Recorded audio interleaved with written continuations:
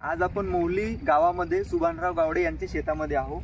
तुम्ही पाहू शकता या शेतामध्ये सर्वीकडे ढेंच्याची लागवड केलेली आहे। आता ढेंचा हा क्रॉप काय आहे याबद्दल मी तुम्हाला थोडक्यात माहिती देतो। ढेंचा हा क्रॉप नायट्रोजन फिक्सेशनच्या कामात येतो। सोबतच ज्या प्रमाणामध्ये आपल्या शेतामध्ये युरियाची गरज पडते तर ती युरियाची मात्रा कमी करून आपल्याला ते फुलफिलनेस ढेंचा हा क्रॉप करतो। हा बेसिकली तुम्हाला जो क्रॉप दिसत आहे हा खूप लहान प्रमाणामध्ये आहे, म्हणजे हा आता 1 फुटात झालेला आहे। याची चिखलामध्ये दाबणी हा 3 फूट किंवा 3.5 फूट झाल्यानंतर करतो।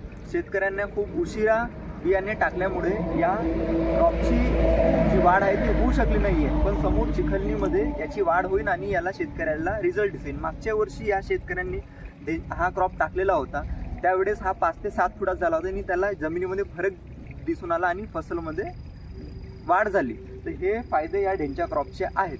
नमस्कार।